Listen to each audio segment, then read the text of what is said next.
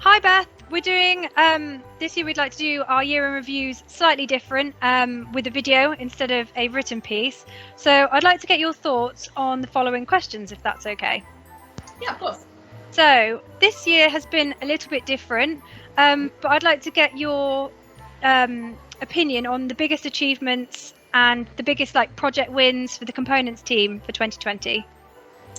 Okay, I think for 2020, one of our biggest achievements has got to be the customisation we've done in waveguide. So we've worked on a couple of really big projects this year that have been highly customised to the end user's goal. Lots of different things to take into consideration: performance, shape, spec, etc. So that's been fantastic. And also we've started to see a real increase in demand for waveguide filters. So with the rollout of 5G, we've seen at least a couple of major satellite operators coming to us for waveguide filters, some of which have already shipped to them, and then we've got that going on into next year as well. Brill, sounds good for the components team. Yeah. So also I'd like to get your thoughts on the key Satcom trends for 2021 for components in general or for the regions that you cover.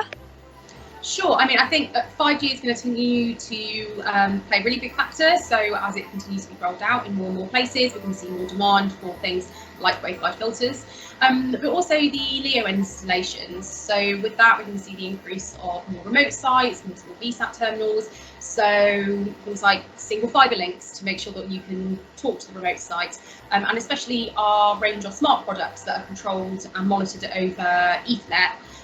Offers a much more compact and kind of easy movable option to, say, a rack-mounted system. So I think that's probably where we're going to see growth in components next year. Brill. And then moving on from that, which product release for the components team do you think has had the biggest impact on your region or, the market in general? So I think probably the growth of our filter range has really impacted us massively this year. So we're able to offer really customised filters to make sure that they exactly meet the end user's needs. And we're also willing to work with small quantities, so for test purposes, they get rolled out to big projects. We've seen a really big increase in demand in that this year. Lots of requests coming in from kind of defence agencies, satellite operators. And we've worked on some really exciting projects. I'm hoping that that is probably going to continue on into 2021 plus. Perfect.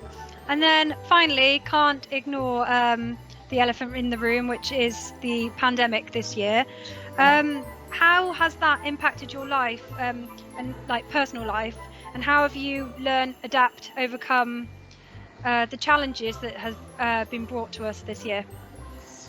Well, I think the biggest change is that we have, for the most part this year, been working from home, which saves me quite a long commute both ways during the day, which means I have been forced to take running a little bit more seriously, and I've managed to knock just over 15 minutes off my personal best for a 10k.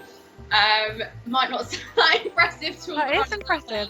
But I am not a natural runner at all. So for me, that's been a really big achievement. I've been able to kind of take my health and well-being, seriously and find the time for that this year. Brilliant, sounds great.